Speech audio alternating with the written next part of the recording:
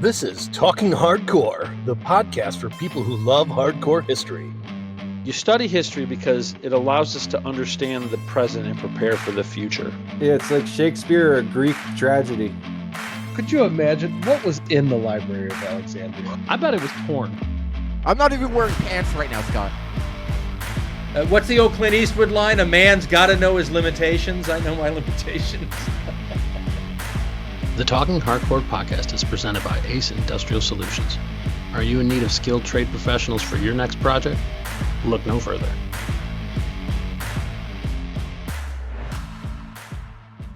All right, everybody, you're watching Talking Hardcore. I'm George. I'm Scott. And we're joined by author and Frequent contributor, Matt Bellah.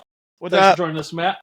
Today we are doing a current events episode because we haven't done one since the election. And I don't know if you guys have been paying attention here lately, but it's been a busy few weeks since the inauguration on the 20th of January, if you're here in America. Things have been pretty chaotic, and I'm not going to pretend like I don't love it, because I fucking So I'm not going to try to pretend like I'm walking the middle ground on this. Let's get into this. This is what I voted for. Slash it, slash it, slash it. Yes, All right. exactly. So if anybody's listened to this podcast before, I believe we've talked about wanting smaller government and less spending, and that seems to be coming to fruition, starting with U.S. aid and some other things. But Matt's done a lot of research and on U.S. aid. He's our version of Mike Benz. Yeah. Matt Bellah is he's our cheap version of Mike Benz. Thanks, Matt. What do you want to talk about? Yeah, so first of all, I'm stoked to see government moving so decisively. It kind of shows you how things could have worked if people put their foot to the pedal a while back. Whether or not you agree with any of this stuff, it is showing, A, how quickly we can get things done, and B, exactly how the government works, which is interesting to me. So yeah, let's start with the spending. It was interesting to see the spending hit first because that's a big campaign promise, and it's something that's important to people. And choosing USAID as the first shot across the bow of the real power brokers in Washington sends a message, because that place is a swamp, okay? USAID... Let's pause for 1 second before we start digging into that, because I think we should go over how Doge, because we're talking about the Department of Government Efficiency that Trump empowered Elon Musk. They changed another branch of a federal administration or a federal executive branch task force to Doge. And the way they got their targets set on USAID, which is United States, can't remember what that stands for. Advancement in something, I forgot. International development. Yep. That's what it was. Okay. So how they got that is when Trump's first executive order put a freeze on foreign aid, they started watching who was following that and who was sending out money anyway. Yeah. And USAID sent out money anyway. So that's because they have a system. That's not the only reason. They have a system of grants and contractors by which they can circumvent the normal process of oversight that happens in government with things like funding terrorism. So yeah, go ahead. No. That was all I wanted to give as a little background on how there's another reason. There's another reason that is a major shot across the bow to do first. It's because USAID is political, okay? The organization was started in 1961 by John F. Kennedy, and that's because we had all these sometimes conflicting aid organizations operating overseas. We had the military sending aid, Congress sending aid, all these people, and they were stepping on each other's toes. So we said, okay, one organization to do it all. We're going to send our foreign policy, and I kind of think of it like, someone being forced to say a prayer in a church before they receive a free meal. So there's always something attached, but it is America's foreign policy overseas. So that started, and they started getting more funding and operating more and more independently until they became what it literally is nowadays, which is a rogue intelligence organization that has been operating under basically zero oversight and with a unregulated fire hose of cash for decades. It is a slush fund for black ops that differing political administrations and entities can use for their own benefit. They pay protesters They dig up dirt on political candidates, including using an organization of investigative journalists to frame the whole to dig up dirt on Rudy Giuliani, which framed Trump as a Russian agent, which was helpful in his impeachment. And they straight up destabilized foreign governments, such as they did in Bangladesh, and attempted to do so in Cuba with their fake Twitter. They are like the CIA's CIA kind of thing, but they can operate domestically, which means that like all our political turmoil here can be attributed to these kind of programs, if you want to look closely enough, including, I don't know, framing populism as a threat to democracy. Right. Or pushing some of the really far left stuff in other foreign countries as well, which if you were really trying to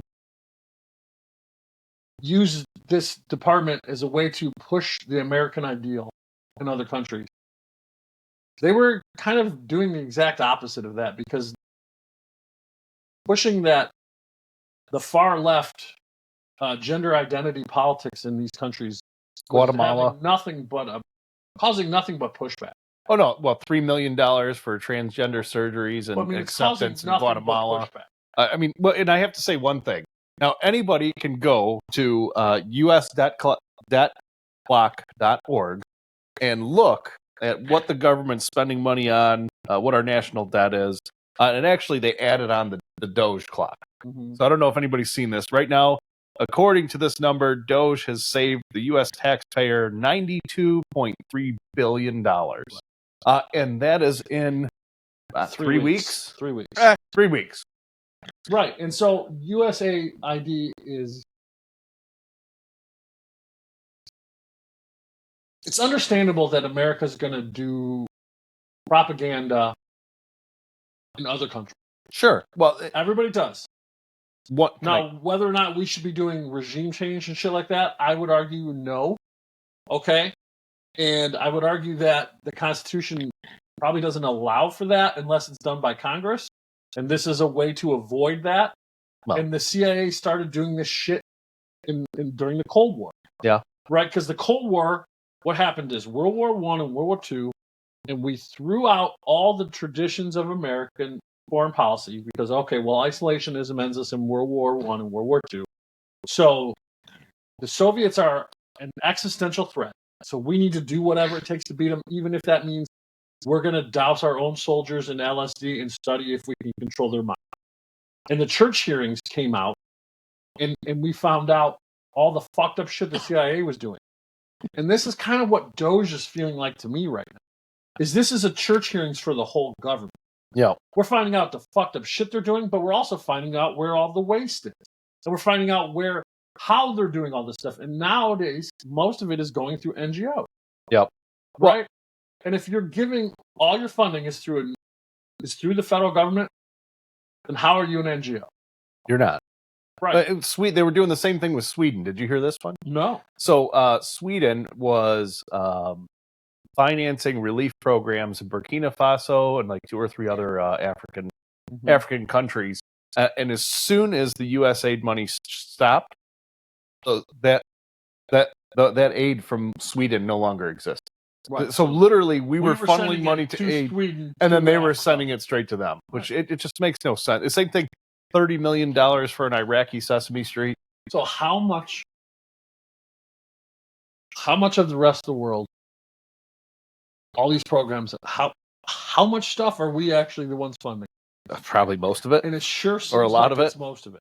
Well, look at Elon Musk found this today.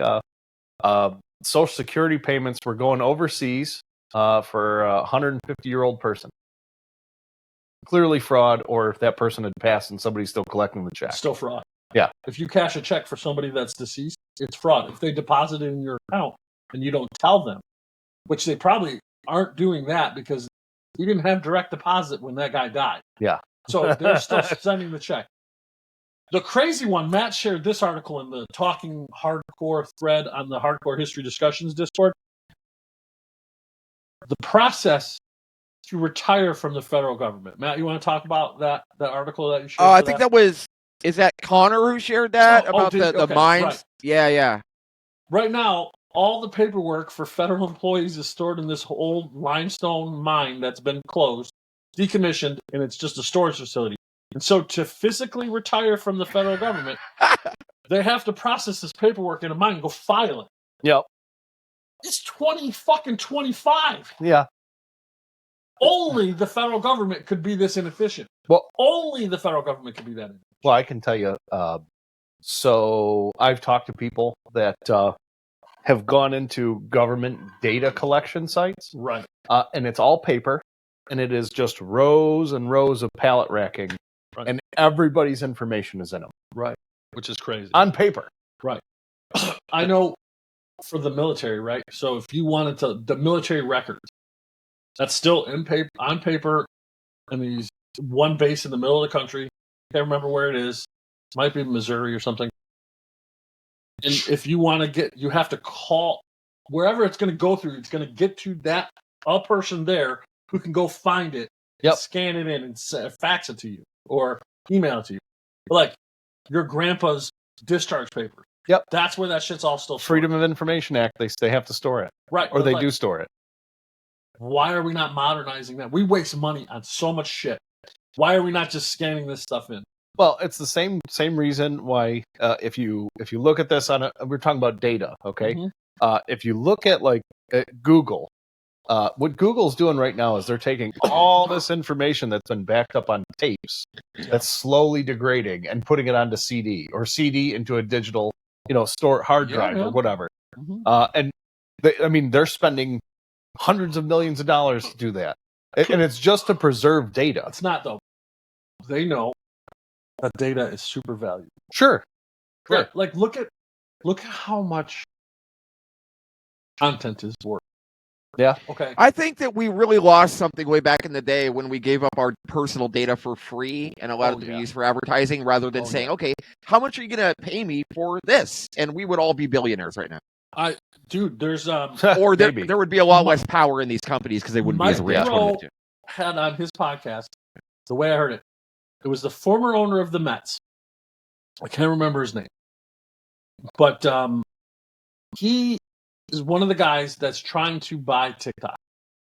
Okay, the U.S. He just wants the app. He doesn't want the algorithm. Okay, they're setting it up where their idea is, Matt, and this is where it's so smart. Okay, you own your data. You get paid by the app, by the company that owns the app, the company. Wow. So TikTok or whatever it is pays you a percentage of what they make from your data, and you can take your data and go to another app if you want, or go and do whatever you want. So you decide how much they collect, and you get a percentage of the cut. Huh? And it's fucking genius. And that's what I want. That's what I was talking about. That's amazing. Link in the description to the way I heard his podcast about this. Why do that when you're willing to give your data away for free? Well, that's the business model. He's trying to wake people up to the fact that you're giving it away. Yeah. So Facebook or Twitter, those aren't free. Yeah. Right? Facebook's not free. You're the product. Yeah. Yeah. They're selling you to advertise. And it fucking works. Yeah. Right? They're making trillions of dollars on that shit. It works. Right? So in this model, instead of 50 people becoming 100 billionaires, everybody gets to make a cut. And it's a great idea. Yeah. And the more people who find out about that model, and they've already got that working on it might be Minds or it's a different one where they already are working on that. And the idea would be to just they wanted to buy TikTok so they could have that user base. Gotcha. Right. And say, we don't need your algorithm. We want your user base. And we're going to make it work with this design. So you don't have to grow it slower. You don't have to fight against Facebook. What I'm taking away from that is that things can change. That's something that's just been accepted, and we shouldn't have to stand for it. Dude. As long as someone comes along and puts their foot down. The federal government can get better. It's just been accepted for all this time. We're Americans and we fix shit, man. Yes, that's what we do. Yeah, yep. And maybe Trump with these executive orders that are getting blocked by federal judges lawfully are Well, his attempt to force the hands of Congress on some very important and moral issues. What you have to remember, right, is so these federal judges that are blocking some of the actions taken by the executive branch, those federal judges, I bet you those don't hold up. I bet some you of those them decisions. Again, we'll see when they get to the courts that really matter, that are much less likely to be political. Yeah, because there really are activist judges. There really are that. That's a real thing. Court of Appeals can be very political. Let's see what happens. I see three things there. Like, it's executive branch versus power of the purse, right? So Congress can say, you can't tell us who this country spends money on. But when it gets into like the foreign aid, there is a provision that it can be controlled by the executive branch, I believe, as long as it's being streamlined for a financially responsible purpose. So there's that. There's the birthright citizenship thing, which would require an amendment to the Constitution. But you and I, George, were talking about this. It's an interpretation of the 14th Amendment, right? Regarding the children of slaves who were born in this country. There are actual legal arguments on both sides of that. Yeah, issue. it's being argued right now. And that will be adjudicated, and eventually that will get to the Supreme Court, and we'll see what happens. And it might take a constitutional amendment, but there are good, valid legal arguments that no, it does not include every person born here, because it says in the 14th Amendment, it says subject to the jurisdiction of the United States. And what does that mean? So that's why. But at the time, what did that mean at the time? Oh, I see. I know. I was still on your side, and I was saying, I know. So that if you break the laws of the United States, you are no longer subject to this provision. Well, no, technically you're. Which you would be by being an illegal immigrant. That's why there's legal arguments on both sides, and I'm not smart enough to know which one's right. Trump could take his side, and if the Supreme Court, which these judges won't just side with him. I think there's a lot of people on the far left that think they're just going to go. No, some of them he appointed, and they're still opposing him. Yeah, some of them have sided against him in decisions before. So don't think that he can't fire them. Yeah, he cannot fire them, which is good because that's the whole point. That's what your judicial system is supposed to be able to do. That's what checks and court is supposed to do, and that's a check on the power of the executive and the legislative branch. But what we forget about all the time is the legislative branch has a check on the power of the executive branch that they've been choosing not to act on. Because they can't get anything done. You don't want Trump passing executive orders saying we want this money. Well, pass a law that says give this money to them. You don't pass a law and you give them, you say, we want USAID to do foreign aid. Well, then Trump can fucking do it however he wants. That's the executive branch, right? If you want to fucking pass laws, that's what Congress is supposed to do. They're supposed to pass laws. Instead of what's been happening the last 50 years, Congress is the administrative branch of the federal government has been passing rules or making decisions that are in effect laws, but you don't have any recourse to change. Well, and they also don't get their hands muddied either. Right. So they don't have to choose a position. We can be Switzerland. That wasn't us. That was the presidency. Because they just want to be making money from and worried about campaigning and all that bullshit. They're not spending any time actually doing the hard work of legislating. But that's what they're supposed to fucking do. And my hope is by Doge stripping down the executive branch to the bare bones, Congress is going to go, oh, well, some of these things we liked. Let's go ahead and enact legislation to codify those things. But they won't. Which they can. They won't. They will. Because if a lot of people don't like what they're enacting, they're not going to get reelected. No. But if they strip out shit tons of stuff, there'll be enough political will on both sides to put some of it back. Because some of it's going to be valid. Some of it's going to be stuff that the American people might want. Yeah. Right? And that's good. Put it in law. So that way, if it goes sideways, we can say, oh, this senator, this congressman, those people sponsored the bill, these people voted for it. Let's vote them out. Yeah. But we can't do that now because they don't pass any fucking laws. No, because they're just so... They pass giant spending bills nobody can read so that they don't have to... Oh, I had to do it or they're going to shut the government down. So it's never on me. Yeah, but that's the other thing. You can't pump out 1,500-page spending bills and then you have 24 hours to approve them or get them passed through, or the government's going to shut down. And that's the other thing that happened before even the inauguration happened. Before the inauguration even happened, they were able to kill one of those omnibus spending bills before it even got passed. And that is such a huge fucking thing that everybody should be thinking that's a good idea. Because why the hell would Congress pass bills that are 1,500 pages on anything? That's horseshit. Well, the EPA is not the legislative branch. It's because they know nobody's going to. It's because they know nobody's going to read it. Department of Education, that's the executive branch. Speaking of which, George, you remember when we were doing this kind of stuff pre-election, talking about this, and I asked both of you what you thought the job of the president was, and George, you said something like it's to keep the legislative branch in check. That's one of his jobs. Yeah, right. Part of it, right? So, as these executive orders coming down from the Oval Office are affecting Congress's power of the purse, in issues where it has perhaps been spent irresponsibly, do you think that Trump is just, using and acting in a legitimate role of his office? So the way I look at it is he is exercising the powers that Congress has abdicated to them. Congress has abdicated the power to legislate to the executive branch in so many cases. We'll create the EPA. We'll make a general law making the EPA and having this guidance. And then ever since then, the EPA passes rules. Okay. Those now fall under the discretion of the executive branch because the president runs the executive branch. So if you're going to allow rules to decide these things, which Congress doesn't have to, they could pass laws, but they're not. So they're leaving it up to these executive branch decision makers.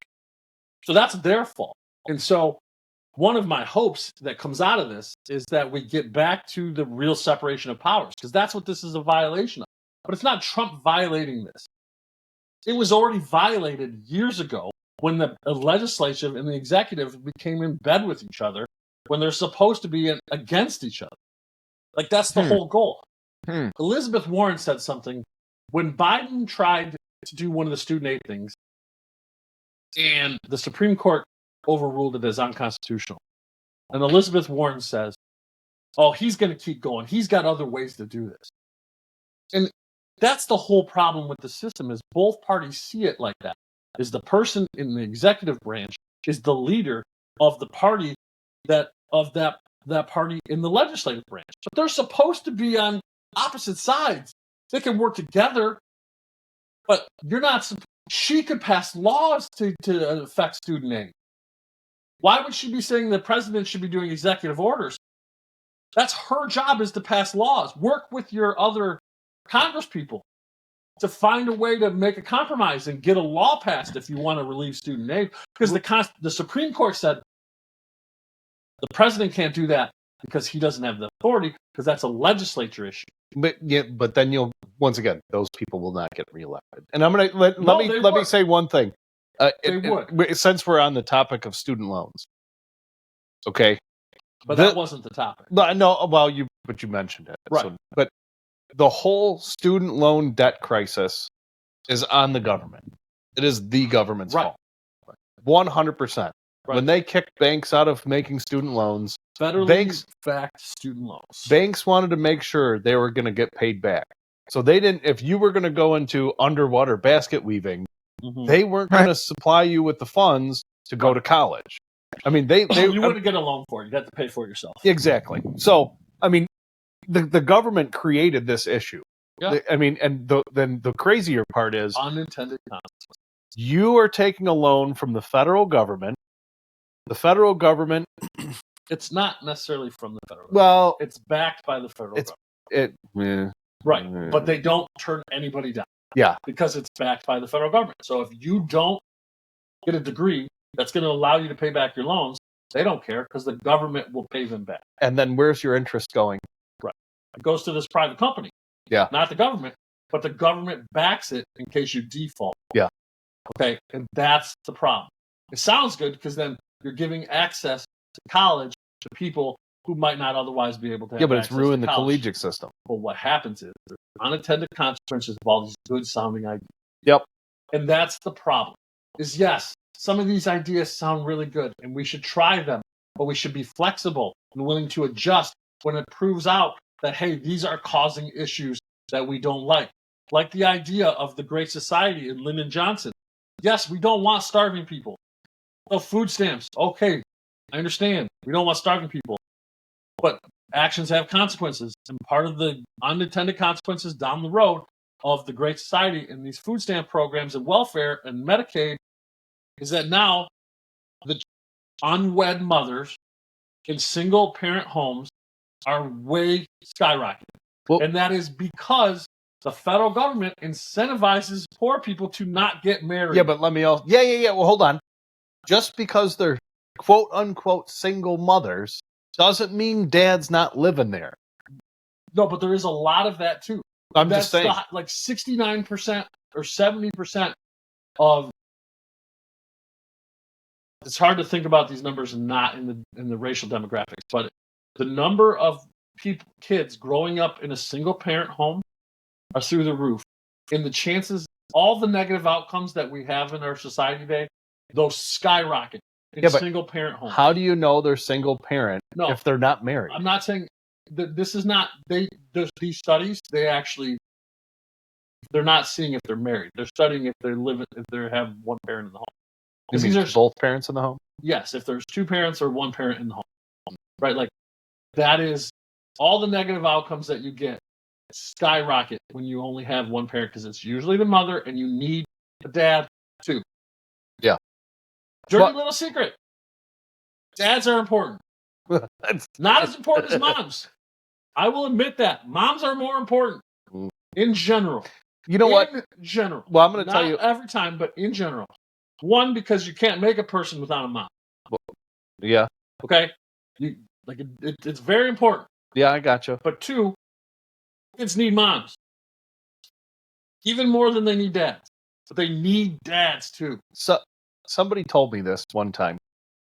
The mom's role is to teach you how to look in and take care of yourself. The dad's role is to take you and prepare you for the world. I don't know. I mean, in a different kind of sense. Like, this is what you're going into. Also, sometimes you need somebody to be the hammer. Sure. Okay? And some moms can do it. But in general, that's his job better suited to the dad. For the most part. The wife can be like, oh, it's okay, sweetie. That guy bullied you. That sucks. I'm sorry. And then you go say, punch that fucker in the face. Yeah. That's important. Yeah. Those are necessary. But I digress. Yeah. Let's get back to current events. Sorry. Before USA. we get to our new feature, that credit to the naming and the idea of, but we'll get to that. Simple Jack in the Discord channel named Conspiracy Corner. And that's what we're going to end with this episode is Conspiracy Corner. But before we get there, Matt, do you have any more things you want to... Did I answer your question? Yeah, that was a good one. I'm happy to hear you unpack it. That's something I've been thinking about. Let me summarize this. Yeah, go ahead. My thought is, all Elon and Trump are doing right now is looking through the executive branch. So he is making decisions about things happening through the executive branch. Now, if he is counteracting actual laws from Congress that say, give this much money to so-and-so, or do this much to so-and-so, okay, that's going to be found unconstitutional, and rightly so. I don't want him counteracting actual laws of Congress. Sure. And that's probably going to happen sometimes, because this is there's a lot going on, and it's confusing, and it's probably hard to figure out sometimes if these are based on laws or based on some fucking executive just doing what he thought was best. Because a lot of it is that. So they're erring on the side of, let's get rid of everything we can that makes any sense to get rid of, and then we can fix that shit later. And I'm okay with that. Right. So these people saying, oh, we're living in a dictatorship. You're like, no. The court system is still working on this. It takes time. And if any of these actions are found unconstitutional, okay, great. Then he'll have to overturn them, and they'll have to go back and give the funding like they said. But they need to rein in the executive branch. Sure. And Trump is the first president that is actually doing that. Because think about what he's doing. He's actually reining in his own power. Yep. The bigger the executive branch, the more power the president has. Well, as long as those people listen to him. But that's what Trump learned in his first term. Is they don't listen to the president if they don't agree with him. Yeah. So things he said he was going to do, they just straight up ignored him. Things that he told them to do. In the executive branch, he would tell his employees to do something, and they wouldn't do it. Because they think they can't get fired. Yeah. Turns out, no, they can. Yeah. But there was a legal argument to be made that he couldn't fire these unelected bureaucrats. But the better legal argument that I think will be found constitutional is that he fucking can because he's the president. And so that was always bullshit. That's fair. That's a separation of powers. Congress can't pass a law telling the president that he can't fire his own employees because that's a violation of separation of powers. But that's part of the argument that you're hearing from the left right here is, no, there's a law that says that the president can't fire these civil servants. Well, that's not going to be constitutional. Yeah. Because those are executive branch employees. That'd be like saying he couldn't fire a general. Of course he can. He's the commander-in-chief of the army. Yeah. The Constitution is the bedrock. Let's get back to doing what that fucking says, and most of our problems fix themselves. Well, and since we're a little off, I'm going to go a little off topic. Fuck it. That's what we do. But, one thing I do want to bring up is the Social Security, Medicare, and Medicaid. Now, which they're going to get into that too. Well, yeah, no, I'm fine with that. I'm fine with, hey, giving a Social Security check to somebody that's 150 years old overseas that we know is dead. It doesn't matter if they're overseas. It doesn't matter if they're overseas or at home. I'm just saying. Dead. Like Elon said best. He's like, if they're not dead, why aren't they famous? Yeah, they should be in the world. He said, we should all know this person's name if they're alive. So my thing is, and they're already talking about having to slash Social Security, Medicare, Medicaid. Now, I have a problem with that. Hold on. I have a problem with that, and I'm going to tell you why I have a problem. Who's talking about it? I would like to know who you say when you say they are talking about it. Trump's not saying we need to slash Medicare. No, they said by 2035 it'll be 25% less. What? Like they'll be able to pay 25% less. They're going to pay less to people on Social Security, 25% less. Why is that? Just because the funding for Social Security is running out. No, that's why they're saying if we don't fix it. I agree. Just let me finish my point. I just want to clarify this, and then you're going to get back to it. Because that is a talking point that the left has used against any kind of fixing of the fraud. The right's going to cut Social Security. The right wants to cut Medicare. And nobody on the right ever says, don't pay the people who paid into Social Security their money. That's their fucking money. Now this is my problem with Social Security. When doesn't matter. Any politician calls that an entitlement. It is not an entitlement. It is an annuity. Everybody agrees to pay. It's basically an annuity we agree to pay into the government for a steady income after we retire or hit a certain age. It's a fucking ripoff. But that's what it's supposed to be. It's supposed to be an annuity. Terrible investment is what it is. Yeah, and it wasn't supposed to exceed 3% of your total income or of your income, and now it's at 8%. And hey, businesses, by the way, have to match Social Security, Medicare, and Medicaid. So whatever you pay, your business matches that as well, which I think is absolute horseshit. But my point is, if you're going to talk about cutting it, you know what? Look, they can abolish Social Security tomorrow. I'd be perfectly fine with it. I want every penny I put in plus interest. At least, and everybody who got paid, who has been paying into it, should get their money back out of it. Sure. Of course. But the point is, you bought an annuity. It's an annuity. For the most part, it's a government-backed annuity. You had a gun to your head that said you have to buy into this annuity. Well, do you realize that if you just took the same money you put into that your whole life and put it in the market, an SAP, but just into the most conservative funds, it would be worth so much more than the government pays you. Sure. So much more. So it's not a good investment at all. You're losing money by giving the federal government your Social Security. Okay, so it was a program that was started during the Depression. Yeah. Because, hey, fucking shit went sideways. And so how do we keep people from starving and being poor? Later in life. No, I mean... Well, it was later in life, too. Well, but now you can get SSID and all that stuff, too, right? Yeah. And so there should be a safety net, okay? But every time the government runs stuff, it's going to be tricky to get them to do it well and efficiently. And the older it is, the longer it's been around, the worse they're going to be at it. Sure. Because the fucking bureaucracy gets bloated. So we either do shit like we're doing now and fix stuff and trim the fat, or everything's going to collapse and we have to start over. Those are the options. That's why Doge is so important. We don't do something like that. We're heading towards actual bankruptcy. And it's not just our bankruptcy. It's the whole world. We're literally going to hit some kind of actual Great Depression, and that's the only way shit will get fixed. And you know what else you get when that happens? You get what happened in Europe when that happened. Oh, sure. Then you have the rise of fascism and dictators, and then that's when everything gets fucked real quick. Right. So the best way to actually keep things safe and out of giant world wars and depressions is to fix our system now before it collapses. But and then just to expand, it wouldn't just be a U.S. depression. It would be a global depression. It would be way worse than the Great Depression. So, because everything's more interconnected. Sorry, buddy. Go ahead, bud. I have something I can kind of... This is what's been on my mind. So, please. What I'm seeing in the outer world is a lot of talk of fascism. Yes.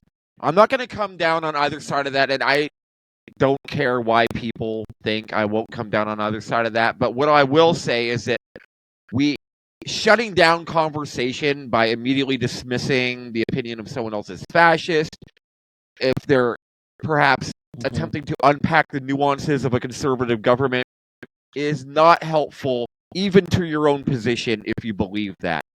Because if that is really happening, we need to talk about how it's happening. So what I'm trying to do is pay attention to the places where these executive orders abut the Constitution, how that's being interpreted, how it's being resisted by whom and where. If it's going to happen, it's going to happen in the courts. And we're learning about how our government works here. We're learning about the power the president has, the power Congress has, what they've been using that for, how it can work better. And I think it's fascinating. And I don't want to be shut down in a conversation because I'm attempting to understand this by someone's frankly ignorant and dismissive perspective that everything is happening is the result of a fascist takeover of a democratic government. So I will appeal to people who think that dearly. It's not helpful for you to shut down that conversation because if it is happening, let's learn about it in real time. And if it's not, you will have been on the wrong side of history. Right. Like what Trump is doing. And I know, Matt, I understand why you're taking your position. And I'm going to go ahead and I've seen so much of this on Facebook and on Twitter. Like, okay, this is fascism. It's a dictatorship. No, it's not. First of all, the courts are a check on the power of the president. That takes time. So be patient. None of this shit happens fast. So now Trump is doing a shit ton of stuff really quick. The court will have time to look at these things and decide if what he's doing is constitutional or not. Second of all, Congress could do also a check on the president's power. So if Trump limits the power of USAID, well, all Congress would have to do, if they wanted to reestablish that, is pass a law funding it and saying, we empower USAID to do these things, and we're giving it this much money. And then Trump would have no choice. But then, it doesn't. But then it has to be... then it has to be in the public eye. My point is, but they could. But they won't. Right. Because then it has to be above board. I know they won't. But they could. Because this is not a dictatorship. The Constitution is still valid. And it's still being enforced. But people, like you said. It would be a dictatorship if Trump just rolled in with fucking soldiers into the fucking Doge, into USAID, or into the Treasury. No, you're sending in fucking nerds with computers to follow the money. Yep. That's an audit. It is not a takeover. Audit Social Security. Stop that shit. No, audit Medicare. The one that's going to be fun, that might get people killed, is the Department of Defense. Yeah. That's awesome. Let's figure that shit out. Yeah, how'd you misplace Why does a toilet seat cost $20,000? Yeah. You know who's going to be all over that shit? Those fucking nerds that Elon hired for Hold Doge. on, I can explain that. I know. Do you want to know? No, I don't. I know. We talked about this before. Did we? You're right. On the podcast? But it shouldn't, yes. But it shouldn't cost $20,000. No, it doesn't actually cut. But I mean, well, in the long run, we way overpay for shit. Did we talk about this? I don't think we talked about it on the podcast. Well, no, let's get into that later. Oh, come on. All right, go ahead. All right, so what the government does, they put out a requisition. We need 50,000 toilet seats, right? So they go to a supplier, and they say, hey, we need 50,000 toilet seats. Well, that supplier might say, well, I have 20,000 toilet seats. Hold on, let me get back to you. So then he makes a call to another guy that has toilet seats, and maybe that guy's only got 10,000. So he gives him a price, the first guy. The second guy gives the first guy a price, and then he marks it up 20%. Mm-hmm. And then, all of a sudden, to requisition the last 20,000 toilet seats, all of a sudden you're going like 3 or 4 subcontractors down just to get to the price, and everybody's marking it up 20-30% on the way up. So that's how you get your crazy, $500 hammer or whatever the hell it is. Right. But because the government only wants one person. Because the government is enough. I'm not disagreeing with that. And nowadays, with computer systems, there's no reason it should be done like that. Well, the requisition agent could go on the web and order from all these different companies himself, spend a day, and get all those things for the same fucking cheapest price. Not enough time for that. There is, though. I know. Because but they want easy. Because that's still easy. No, that's easier. That's too much work. That's the point. Nowadays, there's no reason for him. One of the things that Elon's talked about that's the greatest is how they're going to renovate the tech in the government, because it's still way behind. Look at the FAA. Yes. Holy they're shit. They're using shit from the 70s. I thought it was the 70s. Yeah. So in some case, the 70s. They got the little radar screen that still shows the little blip. It's the blip blip. It's unbelievable. It's unbelievable that that's what they're still using. You'd think the FAA, like inside the... I don't know how true that is, but I think that's probably true some places, but probably not everywhere. I mean, like my friend Pizza Pilot, Pete. Yeah. He's got this little freaking app that he can throw on, and he just puts it on his iPad while he's flying, and it gives him all the information. And so I have to imagine that these air traffic controllers are running better technology, but it's not always, and it's not the cutting edge, and it's not the best, and it should be. But you think it'd be like some holographic design of here's 50 miles out. That'd be pretty sweet. Yeah, like Minority Report. Yeah, they should have that. Yeah. Why wouldn't you? Right. Okay. Anyway. All right. The Matt, funding hasn't made it to the anything else? No, that was great. Thanks, guys. Well, we got to get to Conspiracy Corner. Oh, yeah. Okay, so does anybody have a topic they want to throw out for Conspiracy Corner? COVID was a planned release of a biological warfare agent to enact the largest shift of wealth from the common people into the elite class in world history, totaling $3 trillion. And steal an election from Donald Trump. And to do a lot of things, yeah. But, that would have to be one of the big ones. I don't think that's been proven. Well, first of all, hold on. It was supposed to be a conspiracy theory that it came out of a lab from Wuhan, and now that's actually being admitted to. That, yes, it did come out of a lab in Wuhan. Right. And so, do I think it was released on purpose? No. Oof. But I do not attribute to malfeasance what could easily be explained by ignorance or ineptitude. Yeah, that's a good one. I mean, that the Wuhan Institute for they were known to have a bad safety protocol. Yeah. So maybe the people who paid money to have that research done there didn't really care if it got out because they knew they'd get rich. Plan B. Well, no, they knew they'd get rich. So if you're Fauci and you're the EcoHealth Alliance and you're Peter Daszak, maybe you don't give a shit. Hey, should we send this? Well, we can't. We're not supposed to do this research anyway. So we got to send it to a country we can't do it here. Can't do gain of refund. Obama banned gain of function research. Can't do it in America. So why don't we send it to this Wuhan lab? That's near there. That's where they can get the viruses they want to test. And maybe the other guy says, well, they don't have a very good safety record. Well, what's the worst that happens if it gets out? We'll make a lot of money. Well, look at the conspiracy theory that there was a ton of gain of function research labs in Ukraine. Yeah, and that's the thing, right? I don't know how the problem is, I don't have time to dig in to try to find out how true any of this shit is. But I do think that we can't say for sure COVID wasn't released on purpose. How could we know? You can't. You can't even say for sure that it came from a lab. I'm pretty sure it did. But you can't be 100% sure. Yeah, but you can't say for sure it wasn't on purpose. There were studies and reports at the beginning of the outbreak that said this was a man-made virus. There were people saying that at the time. Yes. The guy that helped invent the mRNA vaccine said that, or mRNA. I mean, he said the same shit. I know. They were all saying this is a man-made virus. Until you have actual video evidence. Hold on. Or actual evidence from China, and I guarantee they got rid of all that evidence. Oh, for sure. Okay, so you can't say 100%. You can say 99.9%, but you can't say 100%. Along with all the bodies and cell phone numbers and that that were burning in China. Okay. Anyway, and cell phone numbers being shut off. I feel we cannot close our favorite. We're not done. Are we done? One second.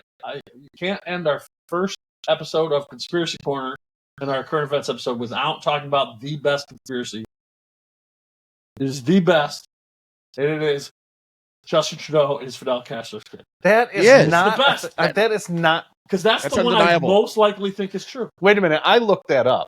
Yeah, I looked up the travel records or what was in the news. There was no time within Justin Trudeau. You just believe the shit you. Well, I'm just telling you. What kind of conspiracy theorist are you, Dick? When Castro, when Castro visited Canada, it was nowhere near. They went to Cuba. Yeah. That wasn't even within 9 months of him being born. That ain't true. It is true. Look it up. But I did look it up. No, this was months ago. You believed fake news. This wasn't fake news. First of all, look at the pictures. This wasn't even. Look at the pictures. Not Castro's kid. Look at the pictures. If the pictures aren't doctored, there's no fucking way that's not his dad. That's not his dad. Listen, I fully admit that the pictures could be doctored. I am not digging into it that much. I'm not going to try to find out if they're photoshopped. But the pictures I've saw, if those are real, that is for sure his dad. Matt. Dude, yeah, it's not close. He looks more like Castro than you look like your dad. Matt. And I'm 100% sure your dad's your dad. Yeah, but I look way more like my great uncle than I do my dad. Well, you look a lot like your dad. No, but I look Castro, fucking Trudeau. Looks just like young Castro. Did I show you a picture of my great uncle? Are real. I'm going to show you a picture. Matt, it is. You're the deciding factor. I mean, I think is Justin Trudeau Fidel Castro's illegitimate son. I'm coming down hard and saying yes, just because all the who's that? Libido flowing around. You got to take libido into account, dude. George, historically. Yeah, who's that? That's the point. You've seen that? Yeah. No, I want to show Matt. No, we already showed him. But let's focus. I win. Throw it up in the Matt Discord. ruled as the deciding vote. Yeah, I'm coming down hard on that one. Wait, no, I disagree. Think about this. I disagree. They're off in Mexico or off in Cuba. I'm telling you, I've seen the people that said they weren't there, and then I've seen the other articles that say, yeah, they were this exact time, and he was born 9 months later. So you chose to believe the source you found. I don't know. But if those pictures are real, I don't care. Because those are proof. And this would be very easy to solve if we could just find somebody who met Trudeau and got some of his hair. Because that's an easy DNA test. Oh. You don't need to even say, was he Castro's kid? You just say, does he have Cuban ancestry? That's fair. And it would be fun. Come on, internet. Somebody is a hotel, and Justin Trudeau stays at your hotel, and you ever listen to this podcast. You got to get a hair from a pillow. Just grab some hair off of his pillow or his brush, Send that to me. I will pay to get it tested. I will pay to find out if he has Cuban ancestry. Have him drink out of a glass of water. That would be the best.